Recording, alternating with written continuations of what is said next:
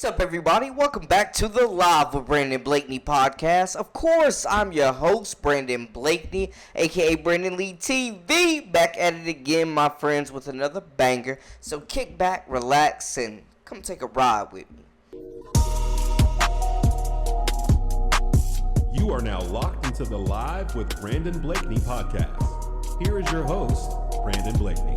South Carolina overcame a very slow start, was trailing in the first quarter to in-state rival Clemson, ended up blowing them out. It all came together. We know we're nitpicking a little bit, but with the matchup with UCLA coming, their toughest competition thus far early in the season, a top 5 matchup with a team with adequate talent, adequate bigs, that could cause some problems for South Carolina, especially if they start slow and have to dig themselves out of a deficit. Coach Staley recently came out and said that the slow starts and the efficiency has to improve for her South Carolina Gamecocks. I think for us, I just want us to play a little bit more fluid offensively, more efficient.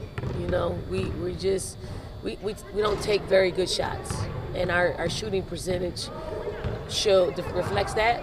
So we got to take better shots. We got to take momentum shots. We are giving momentum away with the type of shots that we're taking to our opponent. They're getting out in transition, and it's too hard. Like, we shouldn't be that hard to score baskets. So we're just working through that. Like, there's a lot of opportunity for everybody because Camilla's gone.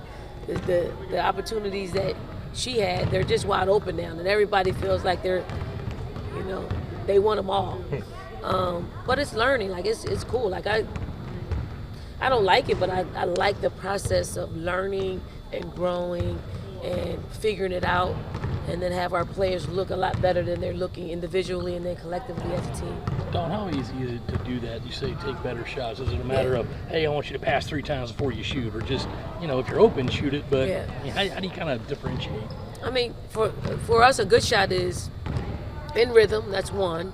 2, rebounding position. So we got people out down there rebounding. Give us a shot to get an offensive rebound, and then if whoever has a hot hand, let's keep feeding them.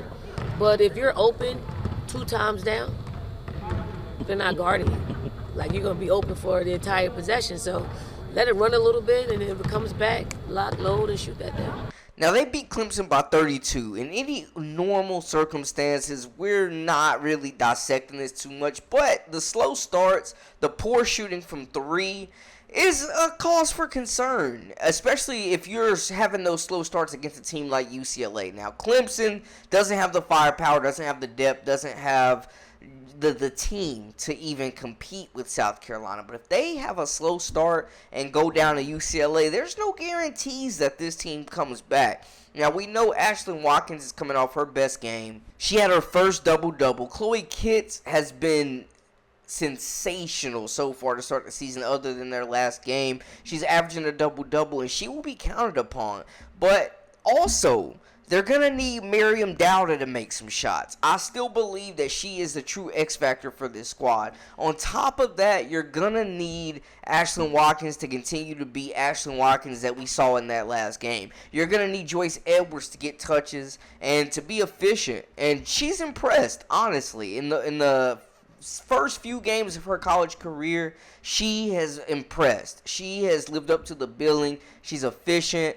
She is a player that could potentially command a double team when it's all said and done. She finishes around the rim. She can handle the basketball. She's a good player, a good passer, playmaker, guards multiple positions. These freshmen, her and Maddie McDaniel, have come in and made an impact. They will have the edge in the backcourt for sure, in my opinion, especially if Kiki Rice is not in this game. One of the best point guards in the nation. The key to the ignition for UCLA. If she's not a part of this game, it will be a major loss. And I even if she was healthy, I would give the backcourt edge to South Carolina because of the depth and the star power. I mean, Tahina Powell continues to be the heart and soul of this group, coming back for her COVID year, a national champion, knows what it takes to be the emotional leader, knows what it takes to reach the highest peaks of championships. She knows what it takes to reach the highest peaks of women's college hoops.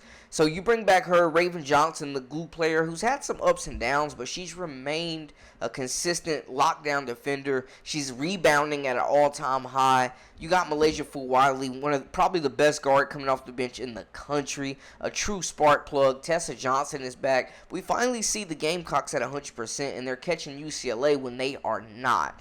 Now, the bigs, though, Lauren Betts. She's averaging 21.5 points, 11.5 rebounds, 3.3 assists, and 2.3 blocks. She will absolutely be the biggest threat and the number one priority for South Carolina to stop. It's not going to be one player stopping Betts. They are going to have to throw bodies at her by committee. But at 6'7", do they have the capability to match up with her physicality and keep her off the glass, averaging 11.5 rebounds per game so far on this young season? She's big, she's physical, but we cannot underestimate the fact that she is super skilled. Now, she's averaging more rebounds and blocks than anybody on South Carolina. She's doing it on both ends. She's not only a reliable low post scoring option, used to the double teams, can find open shooters, but she's commanding the paint and blocking shots. Now, she's almost averaging 3 turnovers a game. They will have to play into that weakness, trap her, immediately hedge, and make her make quick decisions. But Lauren Betts is a player that could definitely dominate this South Carolina front court and cause problems. And they've added depth to the front court. The front court's gotten a lot deeper. Tamia Gardner transfer, as well as Janiah Barker. Gardner averaging 14 points, 4 rebounds. She's like a female Sabonis out there. You got Janiah Barker, who's lengthy, can guard multiple positions, really good athlete, averaging 11 and 9. That front court is going to be an issue, man. Just with them 3 alone is definitely going to be an issue. Just the size, the skill set. This front court is going to be absolutely the toughest front court South Carolina has played, because they can score it, they can create, they're physical, they can rebound, they're athletic, they can get up and down the court and match the speed of Chloe Kitts and Ashlyn Watkins running that floor. They're going to need Sanaya Fagan to play some big minutes as well and be productive to match up against Lauren Betts. Ashlyn Watkins will be a formidable defensive opponent, but you still got to deal with Tamia Gardner. You still got to deal with Janiah Barker as well. And then in the backcourt, man, they're without Kiki Rice, but I will say Alina Arinsalo, the freshman point guard, averaging 12.5 points, 7.5 assists, 4.3 rebounds. She has been incredible, man. One of the best freshmen in the country, who wasn't expected to get the ball handed to her immediately. She's shooting 57% from the field, 42.9% from three-point land. The turnovers, though, she's averaging 3.8 turnovers.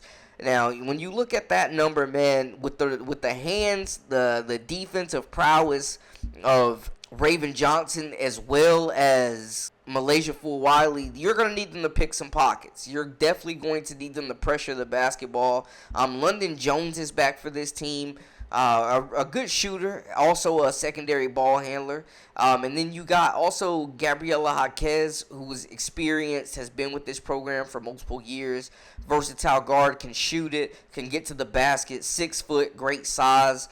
Can be a spark plug for this group as well, man. So UCLA's got some depth. I'm giving South Carolina the backcourt advantage, but man, if they let this freshman go off, I'm telling you, it could be problems in that pick and roll. They got to pressure the basketball, suffocate it, and make sure that they are making shots. Because UCLA has the size to out-rebound South Carolina in this contest. So South Carolina is definitely going to have to make their shots, because they're not going to be able to get a whole lot of second and third chance shots. This is going to be more about who wants it more: effort, intensity, execution, fundamentals more so than talent, because from a talent standpoint, these teams are pretty evenly matched. Not seeing Kiki Rice in this matchup is a dang shame, and I hate that she's possibly going to miss this game. It sucks because she's one of the best point guards in the nation, but it's next warming up. You got to play with what you got. This will be a huge test for South Carolina. They cannot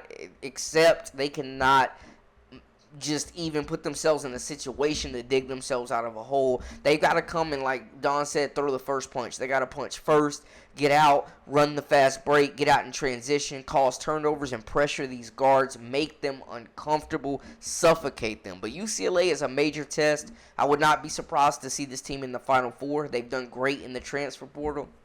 Got to give the edge to Don Staley in the coaching matchup. But UCLA is talented, man. They've got a lot of depth. They've got a lot of size to match up with South Carolina. And I think this game will come down to points in the paint. These bigs are going to dominate on both sides, in my opinion. And Lauren Betts, man, they better bring their big girl britches, man, because she is absolutely the truth. A National Player of the Year candidate and a potential top 10 draft pick in the WNBA draft. She's skilled. They're going to have to pressure her make quick decisions, and try to just deny her, honestly, and keep the ball out of her hands. But it's going to be a big matchup. We will go live during the game, so make sure to tune in for that. And hit that subscribe button, comment, like, share. If this is your first time, make sure to hit that subscribe button and follow us on social media at Brandon Lee TV. That is a wrap for us. For all the latest and the greatest, I am Brandon Blakeney, a.k.a. Brandon Lee TV. Until next time, we out.